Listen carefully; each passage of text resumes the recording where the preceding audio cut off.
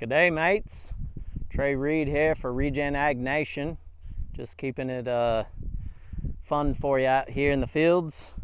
Reason I'm using this Australian accent is because we've sprayed some Crop BioLife out here. As you know, Crop BioLife is manufactured in Australia, and I'll tell you something else, it really stimulates photosynthesis, so I'm glad we got it on this field. Working really well, it's perking up.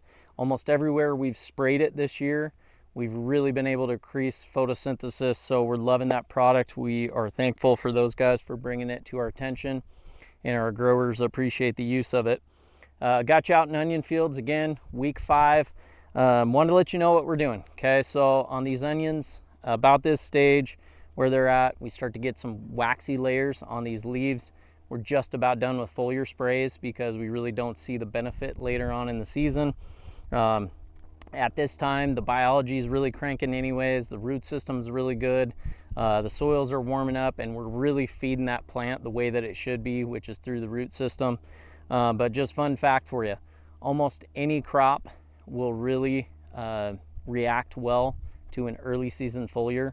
A lot earlier in the season, those leaves are really soft. They don't have that waxy layer on them. So even some of those crops like sugar beets that are notoriously hard to get a foliar in through the leaf surface, if you get them early, you'll make an impact. Want to come and check in here, come with me, look inside these plants a little bit.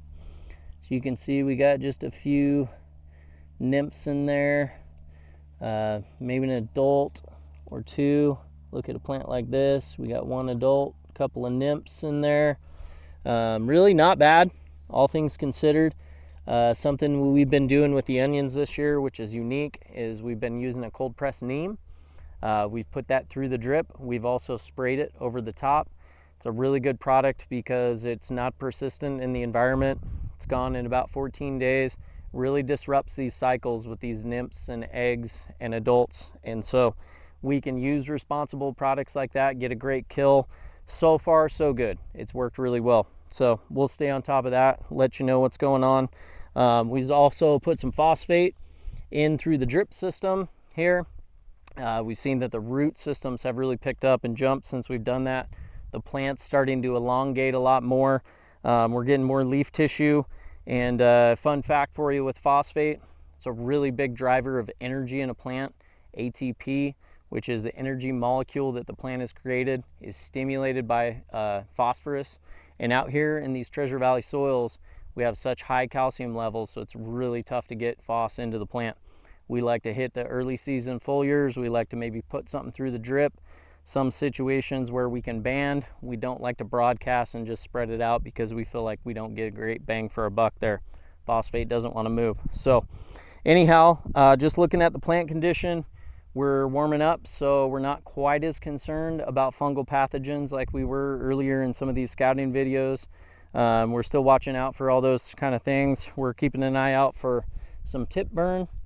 As these things get to the bulbing stage, you can see that the calcium doesn't get quite out to the tip of these, and so we'll actually get a little die off, which we don't really want.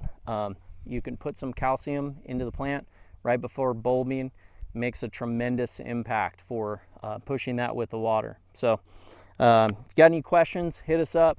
We love interacting with you guys. We appreciate you for joining us, and we want to make sure that you make farming fun again, because that's our mission. We hope it's your mission too.